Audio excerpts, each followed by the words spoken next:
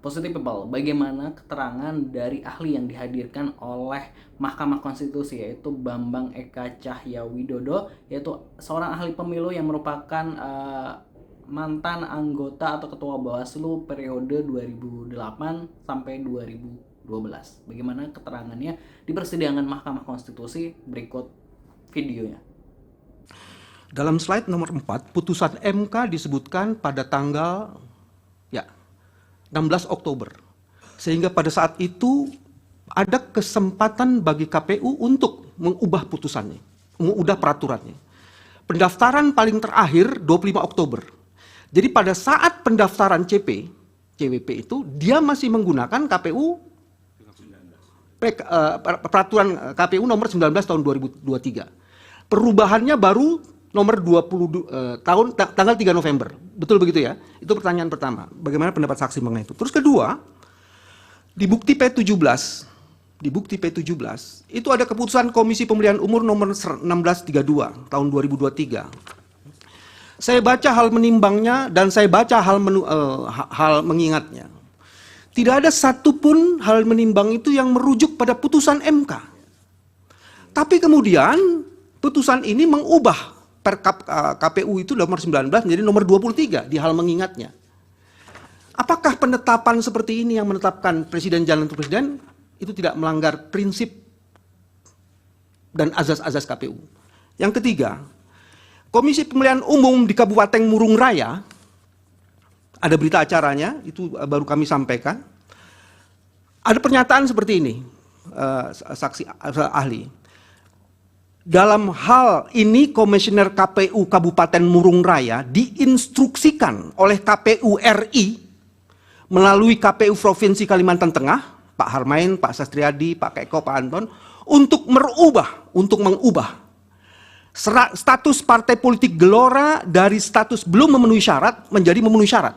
Jadi di dalam bukti itu nomor 17 bukti yang sudah kami sampaikan itu ada upaya dari KPU nasional untuk mempengaruhi KPU di provinsi untuk mengubah hasil verifikasi faktual yang menyebabkan suatu partai tertentu berubah dari tidak memenuhi syarat dan memenuhi syarat. Ada 3 hal itu.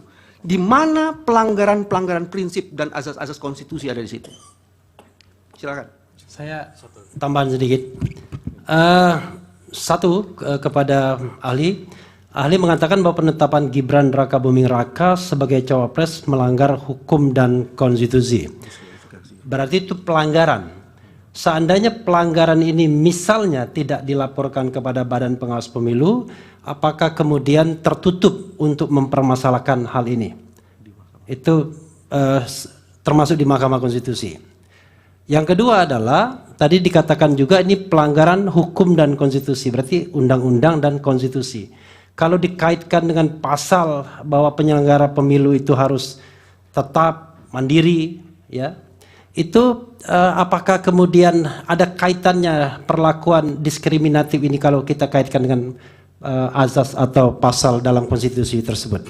Terima kasih. Baik, dari termohon 1 pertanyaan kalau ada, 2 pertanyaan juga boleh, singkat saja. Terima kasih majelis. Kepada saudara ahli,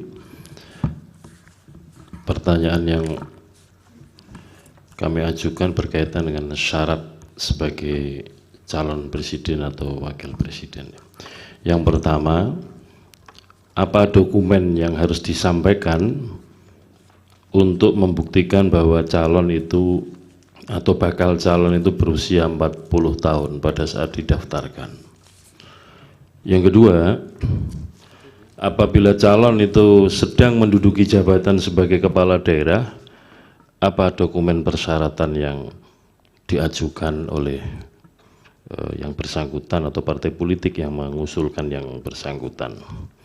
Sudah 2 pertanyaan, Pak. Cukup. Dari pihak terkait, silakan.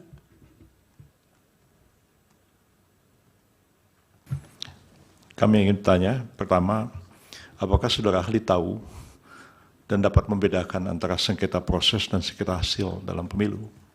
Apakah proses pencalonan itu termasuk sengketa hasil ataukah sengketa proses? Kedua, jika penyelenggara negara itu tahu bahwa ada norma hukum yang lebih tinggi yang mengatur sesuatu, tapi ada juga norma hukum yang lebih rendah, dan peraturan yang lebih rendah itu bertentangan dengan yang lebih tinggi. Yang lebih rendah itu secara formal masih berlaku. Apa yang dia harus lakukan jika dia berhadapan dengan situasi seperti itu? Cukup 2 pertanyaan, Prof. Dari Bawaslu ada 1 pertanyaan, cukup ya. Silakan Pak Bambang dipersingkat untuk dari para pihak tadi sekaligus.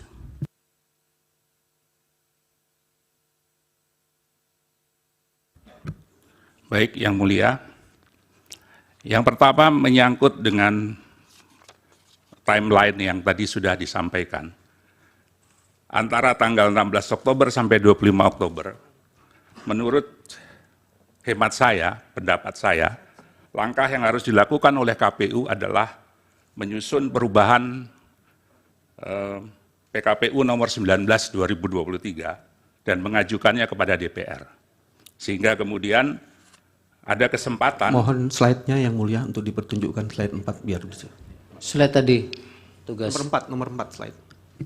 Ya. Ada waktu kurang lebih 9 hari atau 10 hari untuk merubah peraturan KPU 19 2023 ini. Dan waktu ini terbuang percuma, tidak ada tindakan yang berarti dalam mengubah peraturan KPU tersebut. Sekaligus menjawab pertanyaan Prof. Yusril tentang bagaimana kalau ada norma hukum yang bertentangan, seharusnya norma yang lebih rendah menyesuaikan dengan norma yang lebih tinggi. Nah, persoalannya adalah kerangka hukum pemilu itu tidak cuma undang-undang, tapi juga peraturan KPU.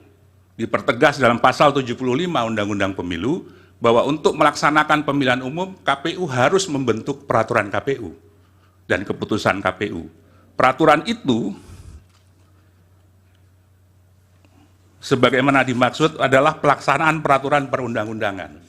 Dalam catatan ini, maka seharusnya KPU segera mengubah PKPU 19 2023 dan kemudian segera meminta kepada DPR dan pemerintah untuk mengadakan rapat dengar pendapat umum.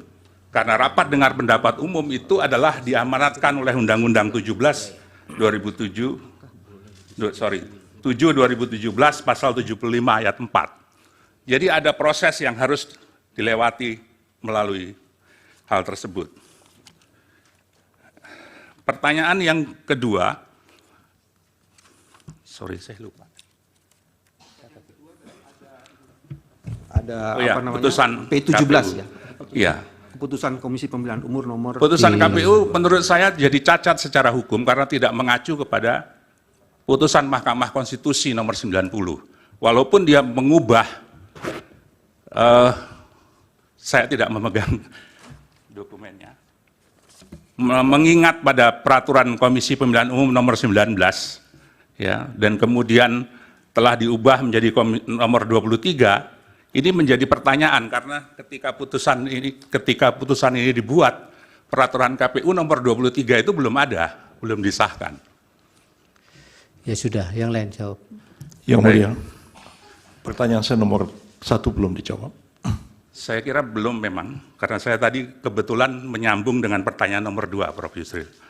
Baik, yang ketiga pertanyaan dari penasihat hukum, dalam kasus KPU Murung Raya yang diintervensi untuk mengubah status parpol Gelora, setahu saya kasus ini sudah dibawa ke DKPP, tapi menurut saya ini adalah pelanggaran serius terhadap prinsip atau asas pemilu, terutama jujur dan adil. Kenapa jujur dan adil? Karena sebetulnya hasil verifikasi faktual itu menyatakan Gelora tidak memenuhi syarat. Tapi kemudian dipaksa untuk memenuhi syarat. Berarti ada perlakuan yang tidak jujur terhadap dokumen verifikasi itu. Dan ini harusnya diselidiki kenapa bisa seperti itu. Saya nggak tahu bagaimana instruksi itu dilakukan, tapi kalau berdasarkan informasi yang diterima itu, maka ini adalah tindakan yang melanggar pada prinsip atau asas jujur dan adil. Kemudian penetapan Gibran melanggar hukum dan konstitusi. Relasinya adalah bahwa pasal 22E itu mengatur asas pemilu langsung umum, bebas rahasia, jujur, dan adil. Tindakan yang dilakukan oleh KPU itu mengingkari asas jujur dan adil terhadap proses verifikasi itu. Karena ada kebenaran yang tidak disampaikan dalam proses verifikasi itu, yaitu bahwa peraturan KPU belum dirubah. Sehingga ketika itu dijadikan dasar, maka putusan itu sudah tidak jujur, tidak sesuai dengan faktanya. Nah, berkaitan dengan pertanyaan syarat calon wakil presiden untuk menentukan usia 40 tahun atau belum, tadi saya sudah menyebut bahwa di peraturan KPU ada dokumen yang harus diserahkan, yaitu KTP elektronik, bakal pasangan calon atau suami istrinya, dan akte kelahiran WNI, bakal pasangan calon atau suami istri bakal pasangan calon. Saya kira itu menjawab kebutuhan terhadap verifikasi dokumen yang diajukan. Kemudian berkaitan dengan sengketa proses dan sengketa hasil, sengketa proses adalah proses yang sengketa yang diajukan dalam proses pemilihan umum. Dan ini kewenangan dari Badan Pengawas Pemilu. Dan sengketa hasil adalah sengketa terhadap hasil pemilihan umum yang menjadi kewenangan dari Mahkamah Konstitusi. Baik, sudah cukup. Ya. Ya, pelanggaran yang tidak dilaporkan tadi belum dijawab. Oh, mohon maaf, kelewatan. Iya. Berkaitan dengan pelanggaran yang tidak dilaporkan, saya kira mandat dari Undang-Undang Pemilu memberikan tugas kepada Badan Pengawas Pemilihan Umum untuk melakukan pengawasan secara aktif, bahkan kalau perlu Ya, itu proaktif kan dan normatifnya, preemptif. Pak. Yang ini kan yang lolos dari itu. Justru itu saya harus bertanya, Yang Mulia. Seharusnya Bawaslu tahu bahwa ada persoalan ini dalam proses penetapan pasangan calon, karena dia melakukan pengawasan aktif. Pertanyaannya, apakah Bawaslu mengambil tindakan terhadap pelanggaran ini?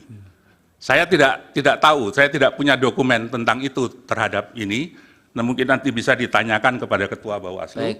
Apakah ada langkah-langkah Ya. yang dilakukan untuk pelanggaran yang dilakukan oleh KPU tersebut? Terima kasih, Yang Baik, Mulia. Pak Bambang. Dari Hakim ada? Yang Mulia, ada satu pertanyaan yang belum dijawab. Termohon. Termohon baru dijawab satu. Iya, yang soal apabila ada orang yang kedudukannya sedang menjabat sebagai kepala daerah, dicalonkan sebagai presiden atau wakil presiden, dokumen persyaratan apa yang diajukan ke KPU? Terima kasih. Tahu Pak Bambang? Baik, setahu saya mestinya adalah SK yang bersangkutan sebagai kepala daerah, ditambah izin dari presiden, karena seorang kepala daerah harus mengajukan izin kepada presiden. Baik. Dari Yang Mulia ada? Baik, nanti Pak Heru yang ahli itu siapkan kertas sama pulpennya di. Ya, itu tadi Positive People, salah satu keterangan ahli yang dihadirkan dalam persidangan Mahkamah Konstitusi. Lalu kalau menurut Positive People, bagaimana pendapatnya terkait dengan hal itu? Jangan lupa tulis di kolom komentar dan subscribe Aksa Nation.